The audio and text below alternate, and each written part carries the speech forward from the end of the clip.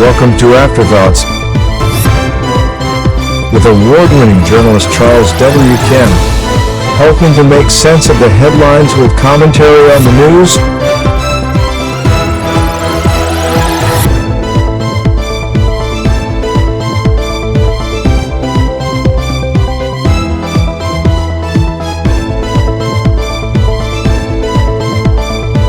Like, subscribe, and share this video with everyone you know. Afterthoughts. O Brother Journalist, Where Art Thou?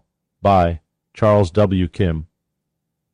After watching last week's congressional hearing on the weaponization of governmental agencies suppressing the First Amendment rights of Americans on social media, the only takeaway from the horrific attacks Democrat committee members made against two of the journalists unearthing terrifying information and evidence through the Twitter files was, O Brother Journalist, Where Art Thou?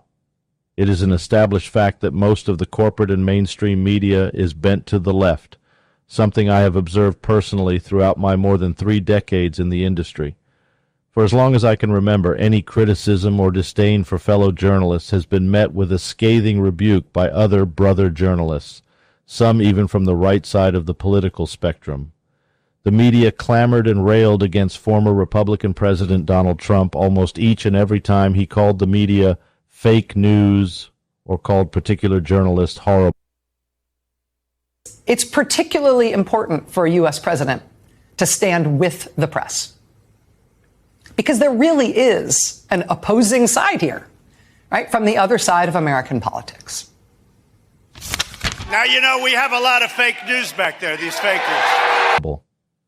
This is a war on the free press and the Constitution, they would shout from their various platforms, including the New York Times, Washington Post, CNN, MSNBC, and many others.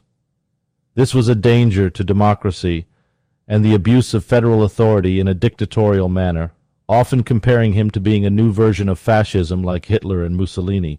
Yet when Democrats openly went after journalists Matt Taibbi and Michael Shellenberger during the hearing, calling the renowned pair of reporters so-called journalists that nefariously enriched themselves by publishing internal Twitter emails and documents proving several governmental agencies like the FBI, Department of Homeland Security, and Centers for Disease Control and Prevention, in addition to the White House, asking the social media platform to remove and suppress disinformation, opposed to a variety of mostly left-wing narratives, journalists throughout the mainstream media did not utter a peep.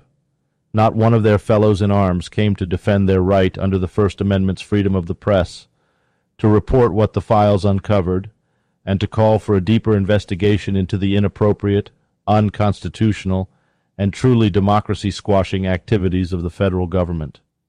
Mr. Chairman, Americans can see through this. Musk is helping you out politically, and you're going out of your way to promote and protect him and to praise him for his work. This isn't just a matter of what data was given to these so-called journalists before us now. There are many legitimate questions about where Musk got the financing to buy Twitter. Chairman Jordan, Ranking Member Plaskett, members of the Select Committee, thank you for having me today. My name is Matt Taibbi. I've been a reporter for 30 years and a staunch advocate of the First Amendment. Much of that time was spent at Rolling Stone magazine. Ranking Member Plaskett, I'm not a so-called journalist. I've won the National Magazine Award, the I.F. Stone Award for Independent Journalism, and I've written 10 books, including 4 New York Times bestsellers. Except for a handful of right-leaning media, their voices are silent as elected Democrats demonize journalists publicly, trying, unsuccessfully I might add, to discredit them through a cross-examination.